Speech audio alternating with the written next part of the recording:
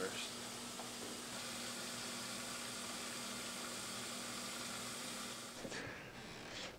Did you wipe off the... Yeah, I did. From the bed? Sure.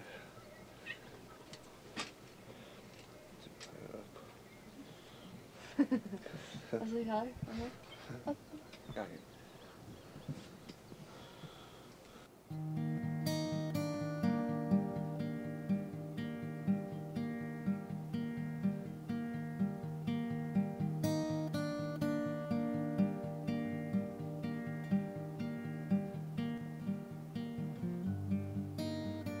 Raging case that went on, and that he, stayed home from school, and this was the end of February, and almost all of March.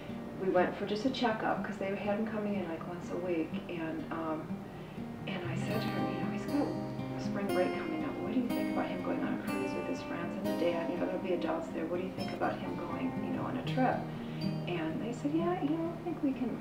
He's handle well it. enough. Yeah, he's just well enough. Drink water. I felt fine more or less, except for that one night.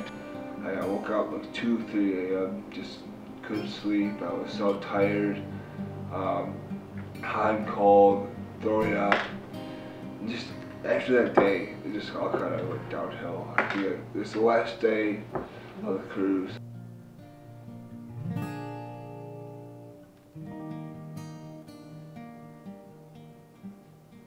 That was a Saturday. He was admitted. Sunday I came up to visit him, and I brought the other 3 kids. It was after church, and 2 doctors came in that I hadn't met before, and they said, we need to talk with you, Mrs. Brodie.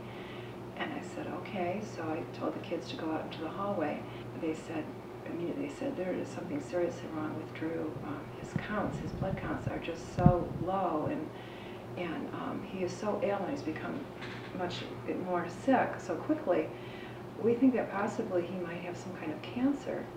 And immediately I thought of my husband, who had died just 6 months prior to this.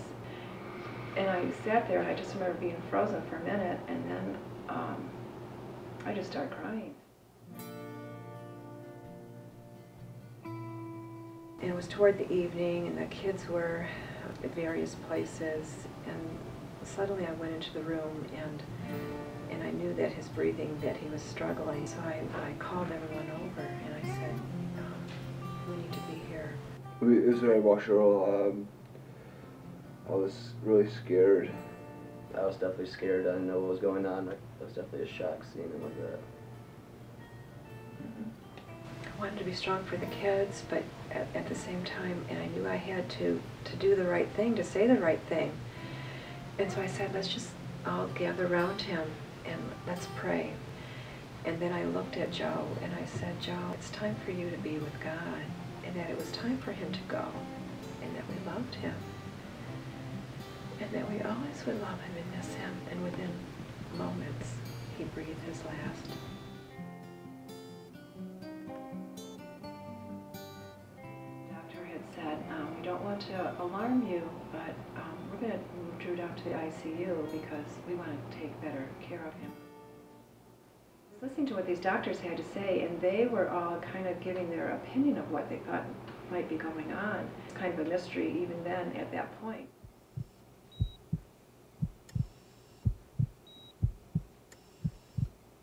I noticed almost immediately that the tip of your nose was turning purple and that your fingertips were turning purple. And I said to the nurse, what is going on? Drew's extremities are turning purple. And she said, well, it's due to a lack of circulation. He was sedated. He ended up having liver failure and kidney failure, heart arrhythmia. Basically, total life support is what I had. I just couldn't believe that I had a second family member that was going to, succumb to cancer. I bent down to hug and kiss Drew, and I said, Drew, we just gave you your last rites, but don't think for a minute that you were going to die.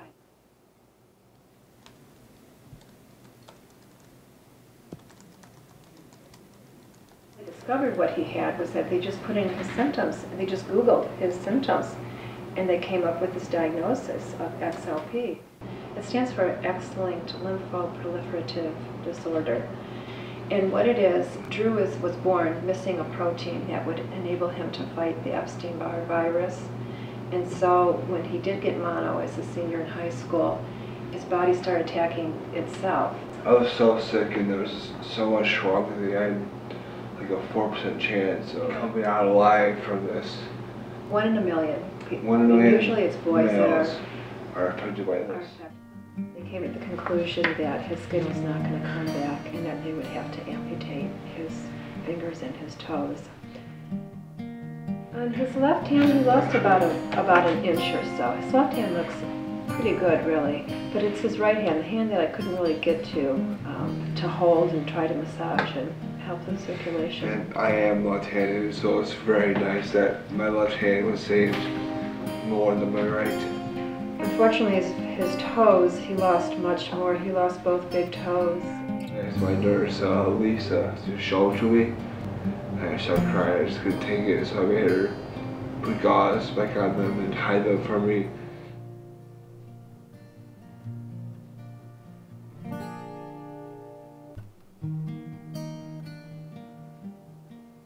In order for him to be cured of his disease, he needed a bone marrow transplant. And he had to be in the best physical shape. I had to work on getting out of bed, hold my head up, be able to sit upright, be able to just move my arms and legs. He worked very hard August, September, and October. They finally started thinking, okay, this is our little window that we have.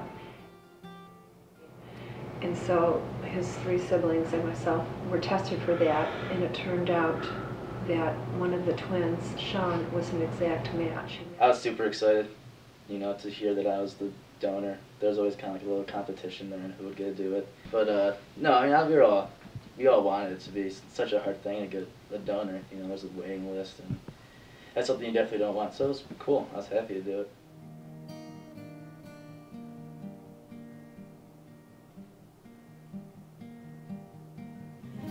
Thanks to you and all your prayers, everybody, you will finally be coming home. My friend Erin, she got balloons and she got A banner made for me, and our news came, and all our friends and family friends and friends of family came. And we must have had, and the whole driveway was just lined with people.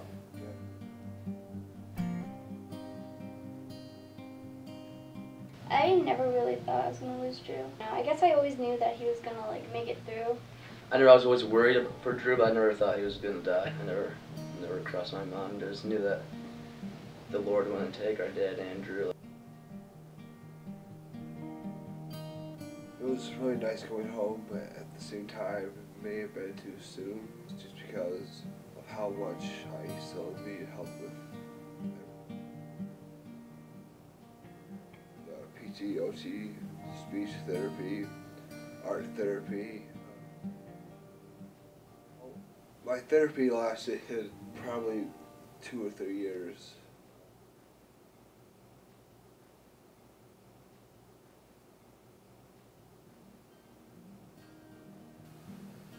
Life now is very normal, I guess. I can drive, I see my friends, I can do everything I would want to do except for the physical stuff like run, play lacrosse, can't swim still.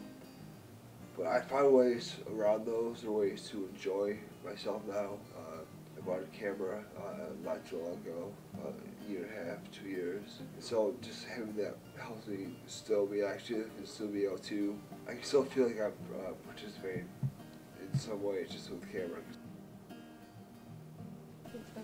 So Megan, when you first knew about Brodie having no fingertips or toe tips, he told me that you really liked it because you thought it was really unique.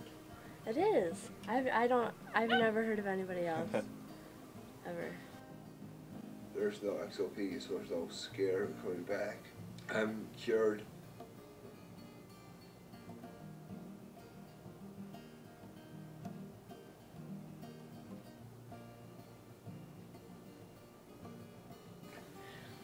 My mom was very strong. Without her strength, I could never have been through this and come out how I have. To be a young kid and to face, you know, uncertainty because we didn't know what his recovery would be, it was incredible. Not to sound cocky, but the Brodies can handle themselves pretty well. You don't have an issue at all when you see it? Oh, yeah. Hold his hand? No. The first time he held my hand, I said it was awkward, but it wasn't because of his fingers, it was because of how freaking tall he was. Yeah. I was like standing like this, I was like, how are we gonna do this? This isn't